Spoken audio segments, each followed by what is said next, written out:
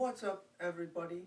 Welcome to another edition of the Touchline Talk Show.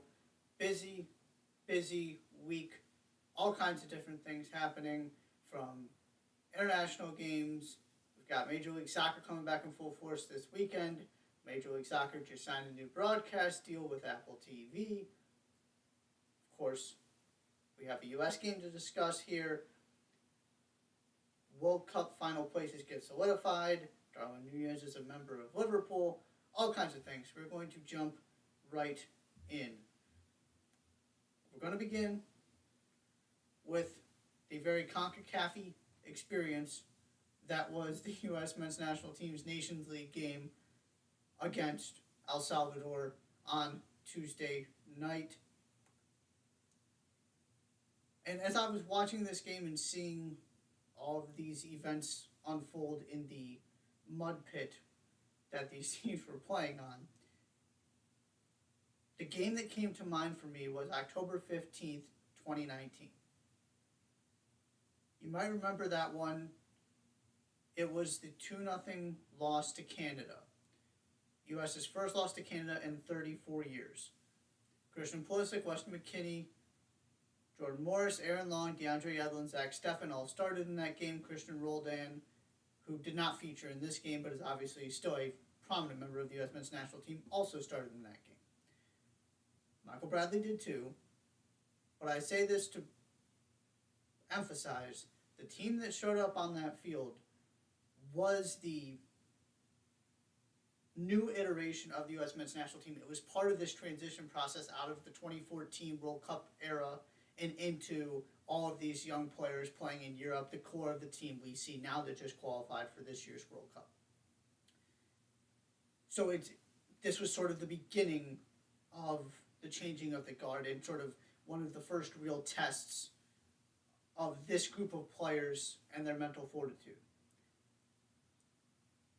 Watching that game back in 2019, the thought I kept having, the concern that kept going through my mind, and I was even talking about it with a friend on Twitter as this was happening, was I was concerned the U.S. had lost the scrappy underdog mentality, the mental toughness, the resilience, the grit that had defined this team for so long. Because there was no kind of resistance put up that night. Canada did whatever Canada wanted. You never felt like the U.S. was going to claw back in the game. They didn't put up a fight. You never felt like they were really making their presence known. It was one of the worst performances I've ever seen from the U.S. men's national team. And so that's always stuck with me. This is clearly the most talented team the U.S. has ever had.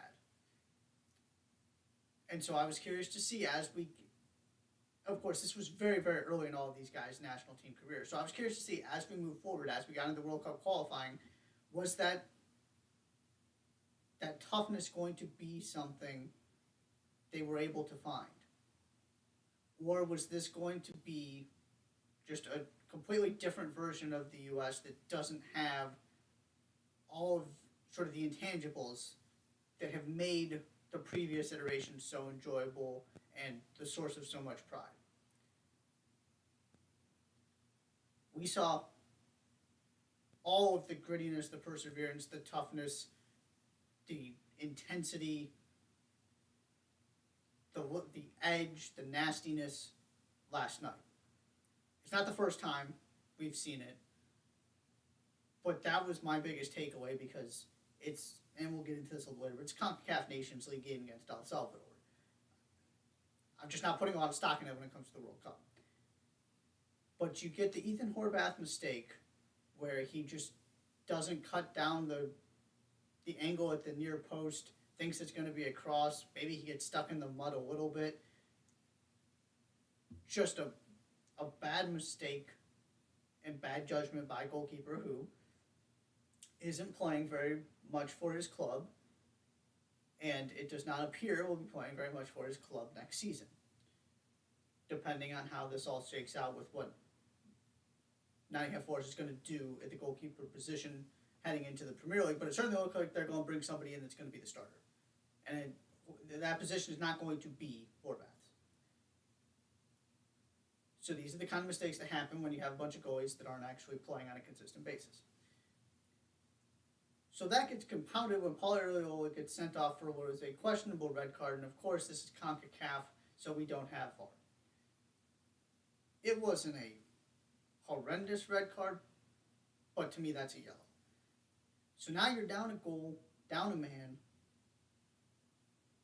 and El Salvador is staring at their this golden opportunity to beat the U.S. for the first time since 1992, which is the other similarity I'm drawing between Canada here. Of you got some pride on the line. These are countries you should not be losing to. Now, Canada, of course, was on the rise in becoming a very good team, so that's a little bit different. But you have a streak going here. This is your opportunity to continue to assert continental dominance. Then you had the handball that gets missed in the box that was clear as day. VAR would have overturned it in a heartbeat, but of course we don't have VAR. Then Yunus Musa. I mean, it must have been 85 yards from where he started to where he actually ended up. Now, he didn't dribble the entire way, but he just went 80, maybe 70 to 80 yards, and got behind El Salvador's defense and drew a red card. He was absolutely incredible in this game. I was a little skeptical, and of course, he's 19, He's going to be a sensational player. But there were times I just wasn't entirely sure he was ready to be a starter on a team with aspirations of going deep into a World Cup, just because he's so young and he hasn't played very much with this team because he kind of joined late. He is incredible. Why he's not playing more for Valencia, I will never understand. That was an awe-inspiring performance he put in last night. So now, you're 10v10. Jordan Morris ultimately does get the goal. You get the point, and it feels much better than losing to El Salvador for the first time since 1992. And this is where we've got to look at this result and the performance in two completely different contexts, because it means absolutely nothing heading into the World Cup. You're not playing on those kind of fields. You're not playing that kind of team.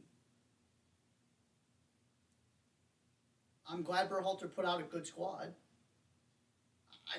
That group of players doesn't have a lot to prove to me at this point. And anything they do have left is not going to be proven by playing El Salvador on a mud pit.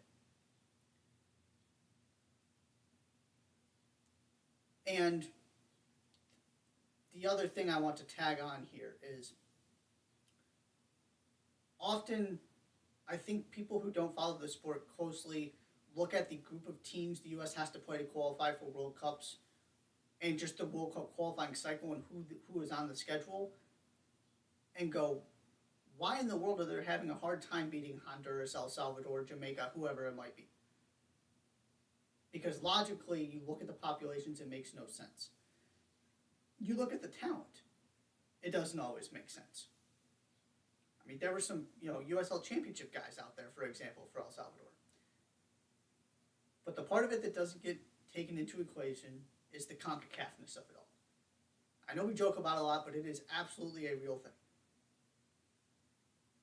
Both in the sense of you have teams that are from the get-go trying to stop you from playing and are going to hack your Giovanni Reyes and Christian Pulisic for 90 minutes and hope they can get something on the counter.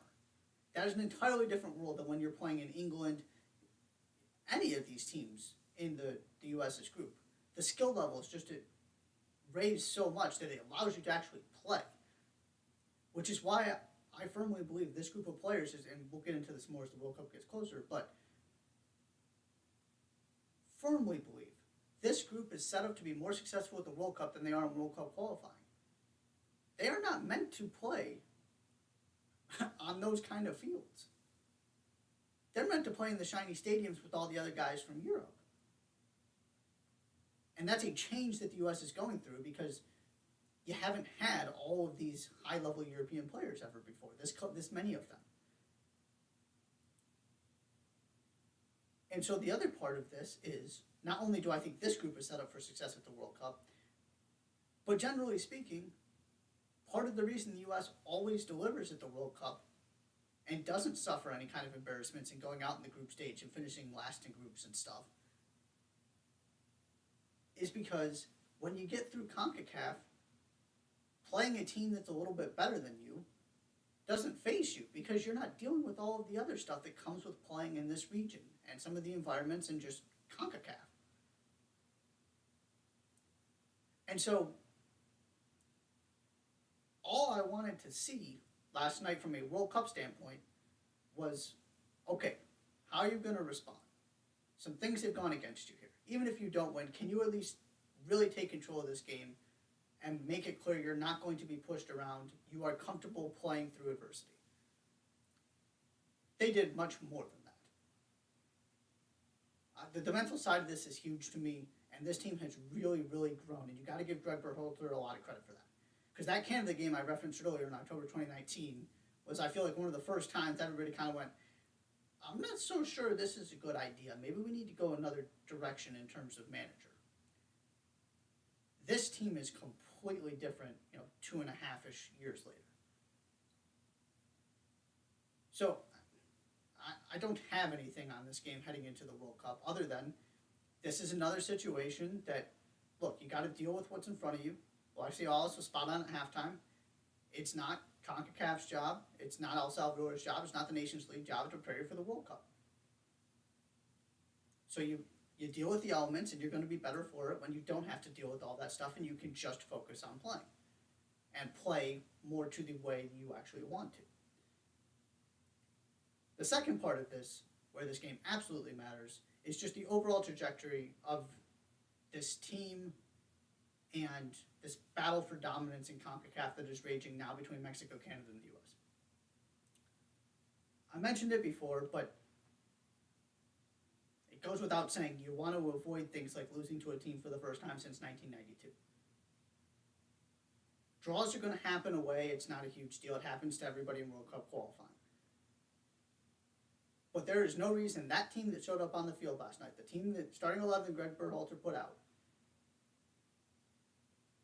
should have come away with nothing. Sometimes it happens, but you avoid the historical defeat part, which is important. And then the other factor here is this is a competition with a trophy to play for. And if the U.S. had lost this game, they're not in trouble in terms of winning this group to get to the CONCACAF Nations League semifinals. But they would have had work to do to ensure that they were showing up at it's called the finals, those final 4 teams, to get to the semifinals. And failing to do that is absolutely unacceptable. You're in a group with Grenada and El Salvador. You have to win. Absolutely have to. And again, this game would not, you're still going to get El Salvador at home. It should be fine. But getting that point was huge from that part of this too. Because the U.S. is, of course, the defending champions of the Nations League. I am all for and will always be insistent. You have got to put yourself in as many positions as possible to go try and win things. I don't care what they are. World Cups, Nation League, Gold Cup, Olympics. Because you have so few opportunities as a national team, you have got to capitalize on as many as you possibly can to put yourself in high-stress, high-intensity environments against quality opposition to simulate the kind of stuff you will see at the World Cup. Because so much of CONCACAF is very unlike what you see at the World Cup, as we just discussed. Right? You want games like the Nations League final against Mexico, where your back is against the wall, you're playing a really good team, you make some mistakes early, how do you respond? Can you solve problems? That kind of thing could happen in a World Cup. It's why I want Olympics are really important to me, because it's that next group of players, that next generation, getting to play in a World Cup-like format. And figuring, learning what it's like to go and camp out somewhere for a month and play in this longer tournament. The U.S., that's the next step. Got to start qualifying for the Olympics. Too many too many miscues there recently. But that is the part of this where this matters, is the overall making sure the momentum is still moving forward, the trajectory of this team is still up. You absolutely expect them to, now that you've managed to rescue this draw, to get through to the Nations League finals, get into that 4-team tournament, and then we'll go from there. There's reasons I didn't write lessons learned columns on Substack for these 2 Nations League games. It's just, to me, they are completely separate from your 2 World Cup prep games you played against other World Cup opponents. And so you learn something different. It's not that one is necessarily better than the other. The World Cup ones are valuable just because you're so close and you don't get that opportunity very often. But I love the idea that they played 4 games. 2 of them were against the kind of teams you're going to see in the World Cup. 2 of them are in these incredibly, well, in this case, an incredibly difficult environment. You can rotate your squad a little bit, and you just have to learn to deal with different things. The perfect blend, and what this team is getting close to, is having the talent to play with an England, a Spain, I'm not even going to go France, Brazil, but to feel like you are competent or, and competitive from a talent standpoint when you get into the knockout rounds of the World Cup. And also, you have seen things and had to problem solve in a way that many of those European countries simply haven't. Even if the U.S. had lost, and this is where I'll end this discussion, but even if the U.S. had lost to this game,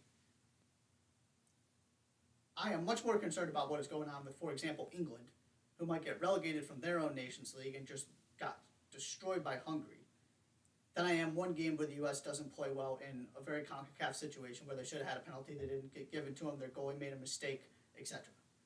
But they were able to wipe all of that away and stay focused and end up getting the draw. So, to me, there are way more positives than negatives to take away from that if you're a group holder. Speaking of the World Cup, we now know all of the teams who will be participating in it. Our last 2 spots, Australia, Costa Rica. Australia, we have our first World Cup hero before the World Cup even actually starts. His name is Andrew Redmayne. Backup goalie, he comes in, replaces Matt Ryan, wins the shootout for Australia over Peru. Australia was good. It was a very, very even game that absolutely, I don't want to say deserved to end in a shootout because fundamentally that just seems disrespectful to the sport. And you just never liked seeing games end in shootouts. But the idea of it being tied after 90 minutes seemed very fair. It was a very, very balanced game. Either team could have won. Good performance by Australia. Peru showed up as well. The one thing I do want to say in terms of Australia moving forward here, kudos to the Socceroos for moving to Asian qualifying. Because this is their 5th World Cup in a row. And a big reason why is that they are so far and away the best team in Oceania, in their qualifying region, that it was basically a guarantee they were going to get in. And they said, we want to challenge ourselves. So we're going to go into Asia with a much higher level of competition. You're talking about, Korea, Iran, those kind of teams. Just the depth and the top end. It is significantly better. So all of a sudden, Australia is just another good team in a group of teams that feel like they have a chance to qualify for a World Cup every single time. It wasn't easy. They had to go through this whole playoff system to get there. But they didn't take the easy road in. And especially when 3 games and you're into the knockout stage of the World Cup. 2 more and you're into the World Cup semifinals. To throw away what is basically a guaranteed opportunity at that, to challenge yourself, and to hopefully help sort of develop and grow your soccer as a collective, national team program. Bravo. That was incredibly bold. And it ended up working out well enough. Plenty of stress there, but that's 5 World Cups in a row for Australia. Second team, the final team to get in, as I mentioned, Costa Rica. Joe Campbell scores almost from the opening kickoff very, very early on. That's all they need to beat New Zealand, which does a real disservice to how well New Zealand played in this game. Really good performance. Chris Wood had a couple really good opportunities at the end of the game to tie it, just couldn't put them in, couldn't convert. And that was after New Zealand also got a red card. You almost didn't notice because they were so dominant for stretches and really applied pressure once you got to the final 15, 20 minutes and they needed to find that equalizer. Just couldn't do it. Costa Rica was the favorite heading in for a reason. Just wanted to give a round of applause to New Zealand, a team that benefits from having Australia move to the Asian qualifying. They were, it's even hard to say Costa Rica, again, it was a very, very even game. And yeah, there's the counter of, okay, well, Costa Rica might have done some things differently if they weren't trying to hold on to a lead for 85 plus minutes. There is that part of it too that needs to be acknowledged. But bravo, New Zealand. A very, very admirable effort. Comes up just short. A big reason why it came up short is that Keylor Navas is still in net for Costa Rica. This is Costa Rica's 5th appearance in the last 6 World Cups. This is not the Costa Rica of years past where, they can make a quarterfinal. They absolutely look capable of getting even farther than that. You're at least not surprised if they get out of a group. This is a sort of strange combination of the holdovers from those teams who are well past their primes at this point, and this next generation that's coming in, but A, isn't as talented, and B, just doesn't have the experience yet. Keylor Navas solves a lot of those problems for you. He is absolutely incredible, and he is always, always great for Costa Rica no matter what. He is a huge reason why they even got to a playoff. He is the biggest reason why they won this playoff. He's terrific. I am really intrigued to see what they're able to do at this World Cup because they have been so consistent and so good at World Cups. This is just not the same team at all. But if you want one guy there, it's Keylor Navas. And fingers crossed, he's going to be there because Costa Rica is going to be there. So if for whatever, if I'm not going to jinx it. I refuse to write them off if he is in net. I will put it that way. Mentioned this really briefly at the beginning, wanted to expand on it and explain it a little bit.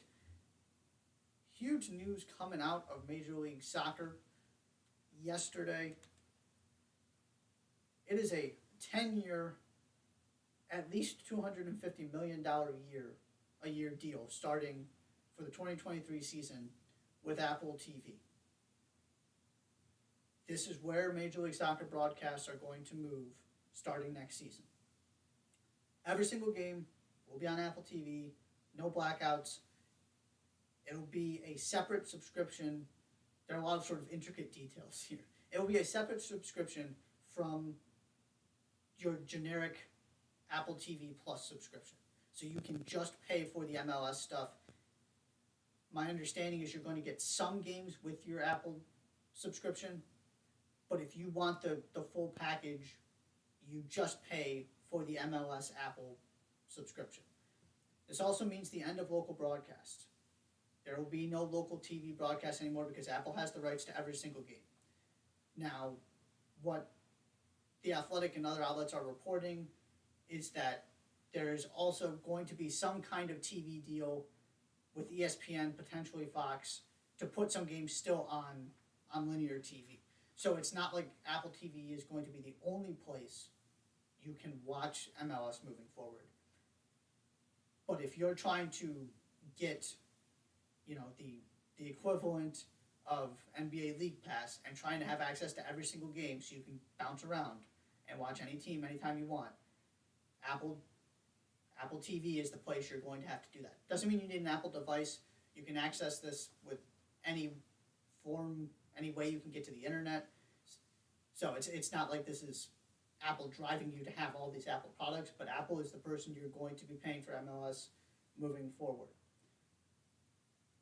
I was a little hesitant about this, and there are certainly questions, the biggest one of which is, do we really think, does Major League Soccer really think, putting this league behind a paywall, and a paywall that is not something as logical as ESPN Plus, right? This idea of, okay, sports fans very well may have ESPN Plus, so making it easy to see, hey, this MLS game's on, maybe I'll switch to that. That makes some sense because everything's going behind a paywall at this point. But to move it to Apple, where you have to go sort of seek it out and know that's where you need to go watch these games and purchase the subscription, is that something that's really going to benefit this league? The answer is I don't know, and I think it's a very fair question. The flip side to that, though, is, and where I've started to come down on this, MLS has never done well with TV ratings. Putting all of these games on ESPN, ABC, FS1, Fox has not done what the league wanted it to. It was the biggest reason why nobody thought MLS would be getting $250+ million a year for its content, its games. So I'm okay with Don Garber and the league saying, we're going to try something else. We're not going to worry about the fact that we're not doing great on traditional TV ratings. There's certainly a downside. People are going to have to go find us. Local TV broadcasts, definitely a loss.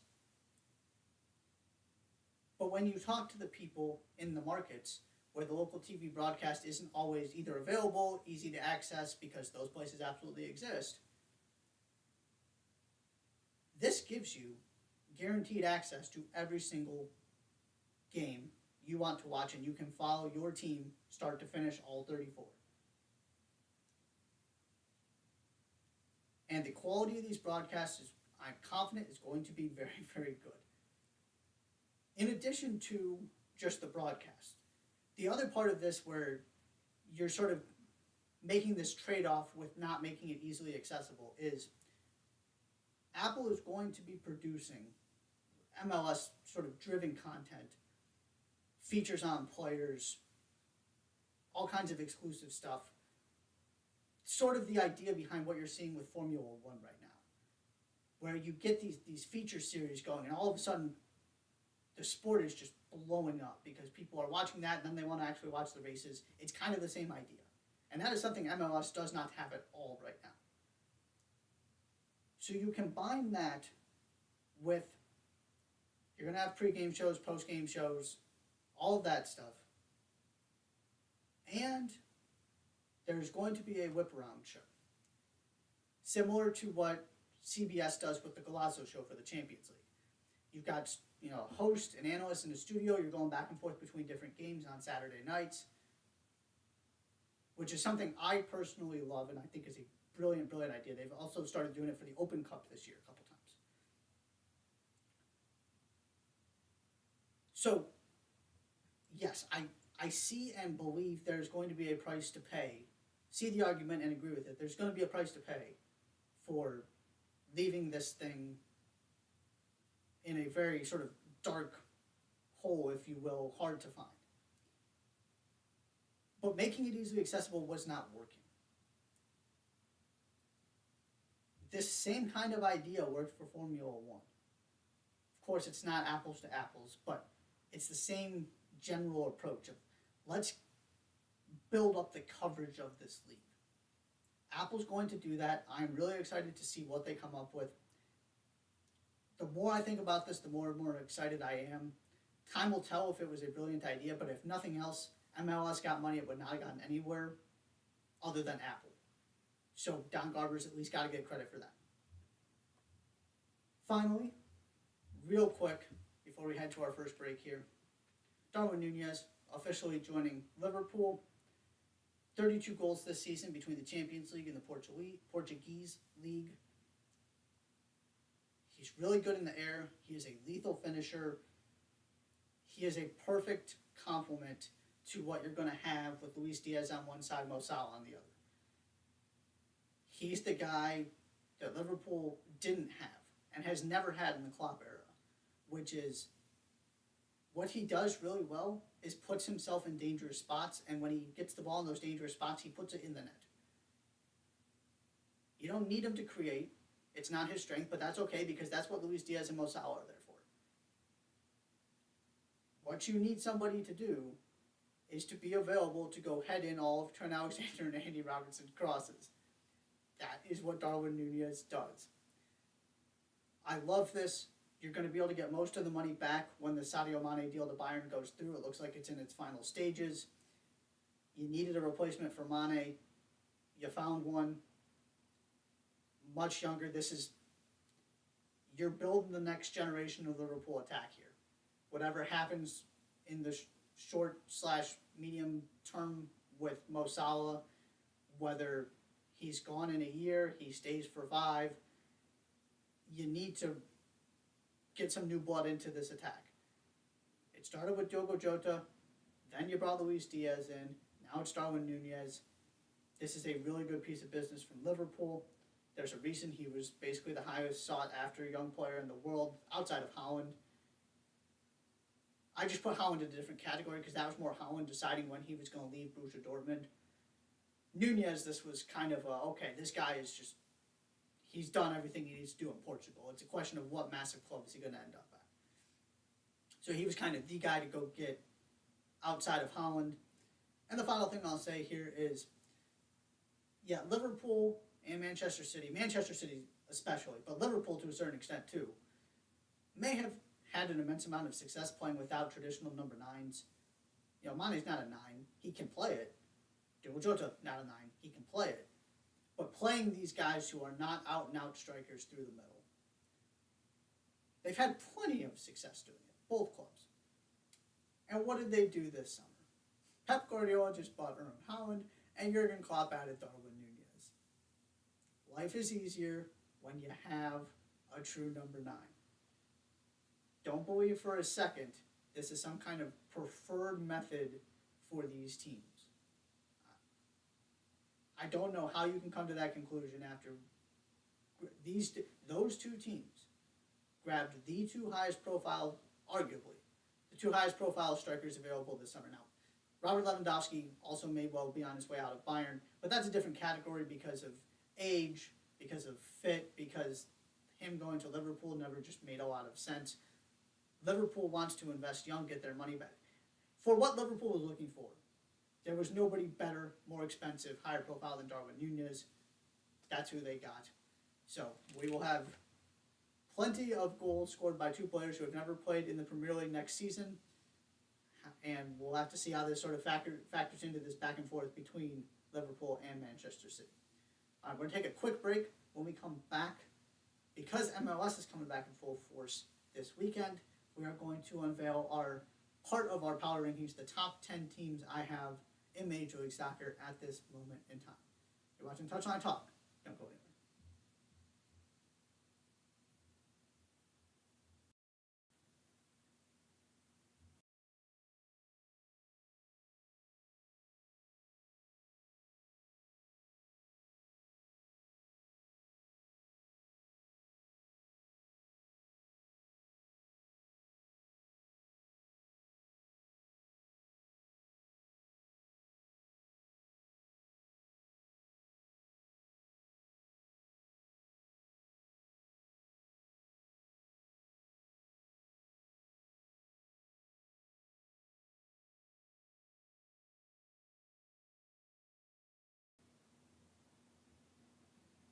And welcome back to the Touchline Talk show.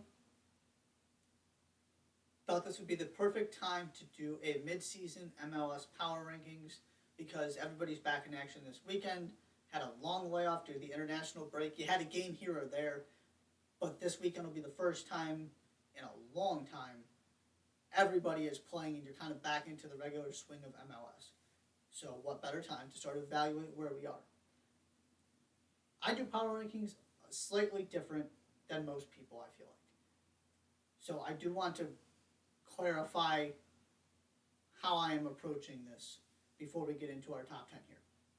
My thought process with power rankings is essentially, if the playoffs started today, how would I rank teams? So it's balancing success and sort of results on the field with the common sense part of where teams are at. Because I don't believe in overhyping teams out of a 4-game stretch or something like that. My approach to power rankings is a little bit more balanced and long-term, with a long-term view of things. So here we go. Number 10, Real Salt Lake. They're third in the Western Conference, fourth in the West on points per game. Take away the 6-0 thrashing at the hands of NYCFC. They've allowed 13 goals in 14 games. They've been really good defensively, especially recently, and are doing this without Damir Kreilach, who had surgery, may or may not be done for the season, which means somebody needs to put the ball in the net. And that is the question here. That is the reason they are not higher, is I'm not entirely sold. This is a top 4 team in the West when it's all said and done. Jefferson Severino is back, sort of getting himself integrated into this team on his return to RSL. Maybe he's the guy that ends up scoring the goals. You just don't have anybody, maybe it's Bobby Wood, but you just don't have anybody at this moment in time you are looking at going, that's where the goals are going to come from. And if you don't have that, and you're capable of giving up 6 in a game, as good as they have been defensively generally, I just need to see more before I believe this is really a top 3 team in the West. Number 9, staying in the Western Conference, Nashville. Strange season because you start with so many games on the road because of this new stadium. So it's hard to sort of evaluate exactly where this team is at. Since Geodis Park opened, 2 wins, 3 draws. Also not particularly great, which is why I only have them 9th. Currently 6th in the West, 6th on points per game. When it's all said and done, I firmly believe they will be more in the 4th in the West, if not higher category. I'm not concerned about this team at all. To me, they are every bit as good as last year. It's just taken a little while, and just the lopsided nature of their schedule.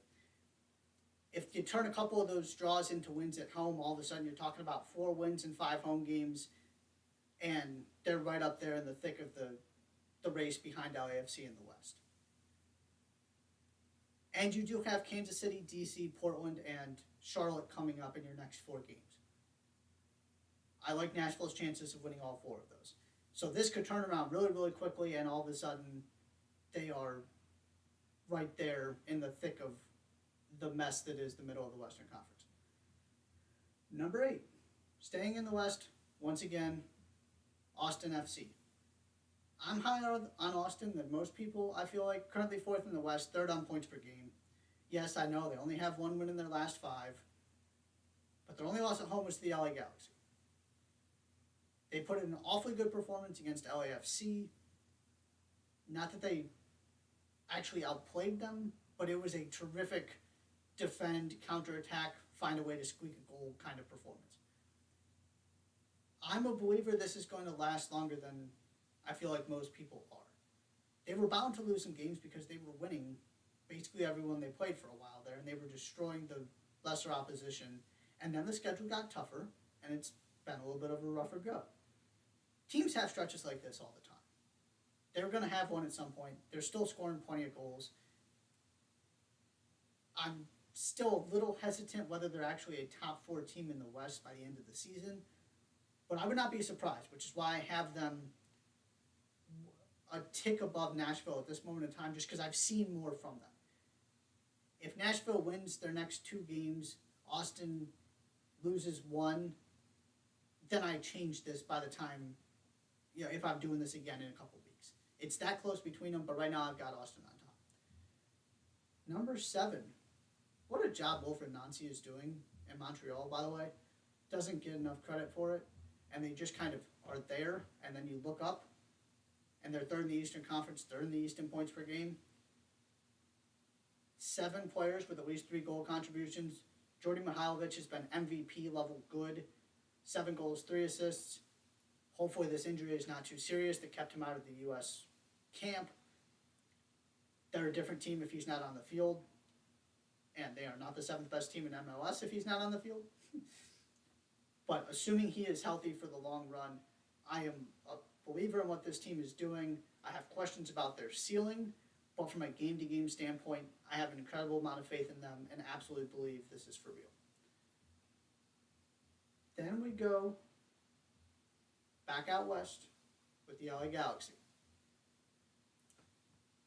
5th in the West on points per game. And the biggest reason I am buying the LA Galaxy and the biggest reason for optimism, only FC Dallas has allowed fewer goals in the West. And the Galaxy are 3rd in expected goals in the Western, expected goals allowed. Expected goals in the Western Conference. So they're actually playing good defense and they're creating chances even though they've had some difficulty scoring. The expected goals are there, they just got to put them in the back of the net. So I believe this is sustainable. The defense is always the concern, and it's been good this so far. How do they stack up with these other 5 teams? That's the question. I'm not sure they can get to a point where they really are a top 5 team in the league. But are they capable of winning an MLS Cup? Absolutely. All right, so here's our top 5. Yes, the Seattle Sounders are in my top 5. They cannot be higher than 5th because they really struggled at the beginning of the season. Certainly the Champions League had something to do with that. They're still only 7th in the West and 7th in the West on points per game. So I refuse on principle to put them higher than 5th. But they've won 4 out of 5. They lost 3 straight to Inter Miami, San Jose, and FC Dallas. Won 4 of 5 since. Just obliterated the Whitecaps. I've been saying from the very beginning, they're probably not going to win the West. They may not end up even as a top 3 team because that start was so poor and they were trying to balance so much and there were injuries. Brian Smetcher was dealing with a lot. But when it comes time and you get into the fall and the playoff push and then the playoffs, they're going to be right there. They're going to be the team nobody wants to play, and this is still the best iteration of the Seattle Sounders ever. It just took some time. It was always going to happen. It took a little longer than I thought it would, to be honest. But here they are. They're rolling, and they're just going to continue to climb up the Western Conference. They just didn't have enough time to justify anything higher than 5th. 4th, FC Dallas. Nico Estevez doing a terrific job, 2nd in the West, 2nd in points per game in the conference. Already mentioned they have the best defense in both expected goals allowed and actual goals allowed. And then Jesus Ferreira and Paul Arriola have 16 goals and 6 assists between them. When that's happening, yeah, you're going to win a lot of games, especially in a Western Conference where the Galaxy have struggled to score. The Sounders were not themselves for a couple months.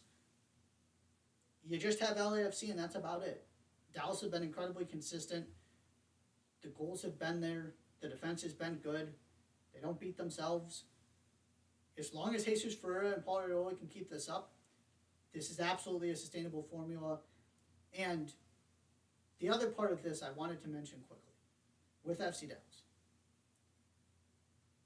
That academy is so good, you know they have a foundation to be a good team every single year because they're producing so much talent and they hold on to enough of it for long enough that there's always that opportunity. The question is, are you willing to put the money in to really make a go at it? And going and getting Paul Arriola and going and getting Alan Velasco, that hasn't happened in recent years. It's not a coincidence. This team has struggled as a result. They don't need to spend Galaxy Sounders money because they do have a cheat code in the form of their academy. But you've got to have difference makers. And that is the one thing their academy has not created very many of. I mean, Jesus Ferreira and Ricardo Pepi are really the only two that are MLS caliber difference makers, I would argue. So you went and got some. Good for you, FC Dallas, and the results are exactly what you would expect. They are never far away from being one of the best teams in MLS and being legit MLS Cup title contenders. The question is whether you can put the money in and have those investments pay off, because that's also part of it too. Is some of their marquee signings in the last couple of years haven't worked. So far, these ones are working quite well. Speaking of a cheat code, here's your other elite MLS Academy coming in at 3, Philadelphia Union, second in the Eastern Conference and in the standings, second in points per game. The single loss they have should not have happened. Incredibly unlucky against Toronto. The problem is they have drawn 6 of their last 7 games. The goals have dried up a little bit. Just haven't been able to put in the kind of performances Jim Curtin knows this team is capable of. So it's been frustrating. And at the same time, they're still second in the East, because they don't lose. They just don't. It's similar to Nashville. If you just find a way to take a couple of those games and turn them into wins, we're having a little bit of a different conversation. Daniel Gazdag's been really good. 7 goals, 2 assists. Just scored for Hungary against England. He is the kind of guy with what he's doing. Mikel Uro now is back from his spell on the sidelines, so hopefully he's able to stay healthy. Those 2 guys together, I firmly believe, can be enough of difference makers to give this team a legit shot at winning MLS Cup. I haven't lost my confidence in them. It just hasn't been as smooth as it probably should have been. So we'll see where it goes from here, because you got to stop drawing people. Got to find a way to turn some of these into wins. There's a clear 1-2 right now. You're picking between these 2 teams.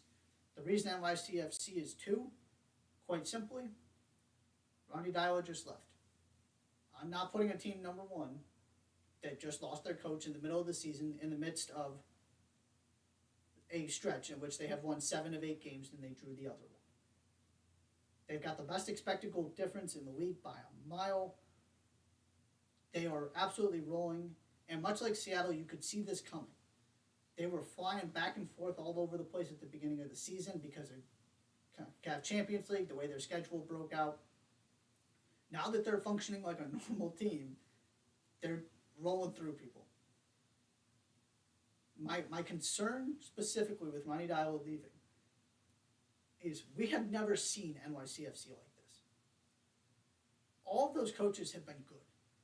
Vieira, Domi Tarrant. Ronnie Dyla took this thing to a whole nother level. Not only winning MLS Cup last year, but the second half of the season, plus the playoffs, plus what they've done this season, this thing has turned into a juggernaut. And Tati Castellanos is still there. Doesn't seem like he's going to leave unless somebody really gives NYCFC exactly what they want for him. So there's a good chance he's going to be here when they try and repeat.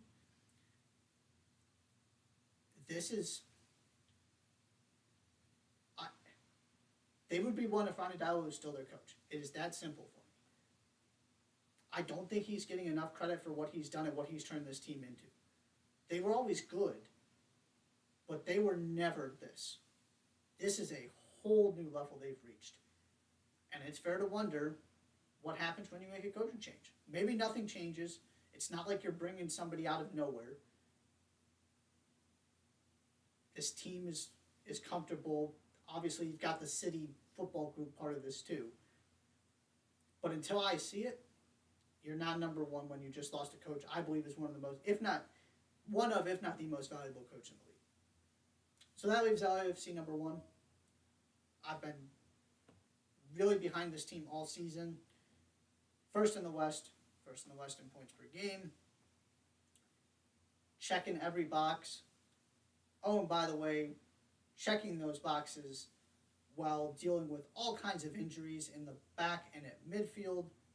Trying to, sometimes Steve Cerundolo has just had to piece together starting lineups any way he can. They're getting their value out of Calvin Acosta's versatility. Don't want to play him as right back, but they've had to sometimes just because there isn't really another option there. If they can just get the pieces healthy, and if they can stop giving up goals to start games and having to play from behind, they've been good so far. To me, there is a great that has not been reached yet. Partially through no fault of their own, partially through self-inflicted mistakes and just this infatuation with giving up the first goal of the game. If they can clean that up and they can stay healthy, NYCFC to me is the only team in a best case scenario for LAFC that can stay with them in a supporter shield race. And if NYCFC takes a slight step back because of this coaching change, and LAFC continues to grow and stays healthy, they might win that thing convincingly. That is how much I believe in this team. And Steve Cerundolo is only going to get better too. He's been doing this at the MLS level for a matter of months. So I have no problem whatsoever putting this team one. Like I said, it would be flipped if Ronnie Diallo hadn't just left in the middle of the season for NYCFC. But to me, these are the two teams. And then there's the Union, and then there's a little bit of a gap. And the Sounders will absolutely be a factor in this thing by the end of the season, where there's enough where I can disregard the slow start in the power rankings. I just can't do that quite yet. So that is our top 10 MLS power rankings. We're taking another break right here. And when we come back, our weekend look ahead, some of the biggest matchups coming, and events to keep an eye on. We'll be right back.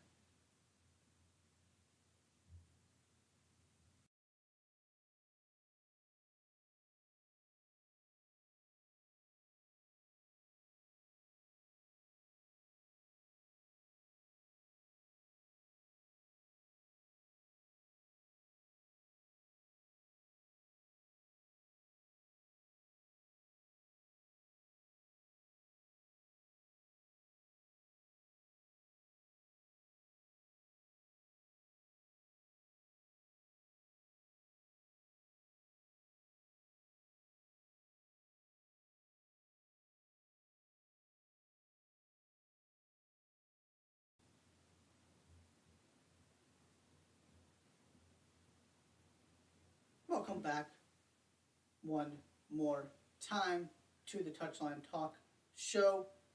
Our weekend look ahead, things to keep an eye on over this coming weekend. Before we even get to this weekend though, tomorrow, 5 p.m. Eastern, FS1, that is Thursday, 2026 World Cup host cities are being announced. Canada, US, Mexico. Where are these World Cup games actually going to be played? What cities are going to get to host them? We're going to find that answer tomorrow, so be sure to at least be on the lookout for that to see what World Cup games will be coming close to you in 4 years. On the actual game front this weekend, Major League Soccer, the ones I want to highlight here, LAFC at Seattle on Saturday. It is your game of the weekend. LAFC, can you continue to get breathing room? How do you come out of this international break? Seattle, this is a very, very good test. You win this one, you put catapult yourself farther up the standings, and maybe, just maybe, you can make a run at LAFC. Not sure they can do it, but it starts with getting 3 points in this game. So this is a good marker for the two teams I believe are the best in the West. Where are they at? How does this play out? What do we learn about them as they get back onto the field? Saturday night, Portland Timbers at LA Galaxy. Timbers have just had a rough go of it. Galaxy playing well. Can you continue to build? Can they be the team that challenges LAFC and really fight for that number 2 spot in the West? Then Sunday, Inter Miami at Atlanta United.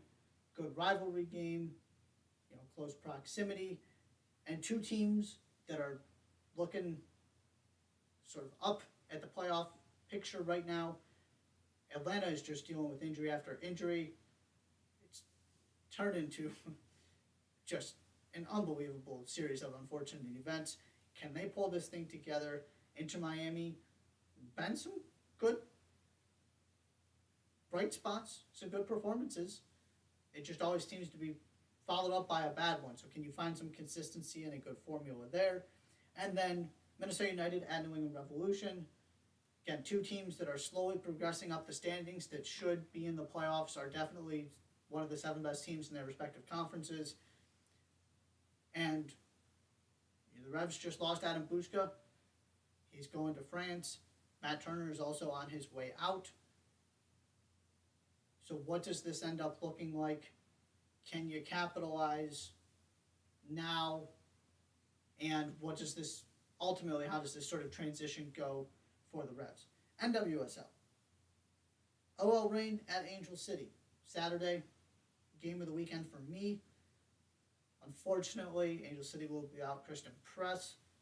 That injury we mentioned was a torn ACL. Lots of discussion about the fact that Vlatko Agnovsky said she was off of the U.S. roster before that injury happened. Make of that what you will. There's plenty to read about that out there. But hopefully it's a pain-free recovery as possible for Christian Press. Of course, it's going to be a grueling series of events to get back. But hopefully it goes as well as it can for her. And then the other game, San Diego Wave at Gotham FC on Sunday. San Diego continues to play well. Alex Morgan is scoring goals for fun. Can Gotham start to sort of get this thing going, get back into the playoff race? Plenty of intrigue there as well. That will do it for today's show. Thank you so much for tuning in. Be sure to subscribe here on YouTube so you don't miss any of the content coming through, as well as on Substack to get all of the written stuff. And we will see you next time.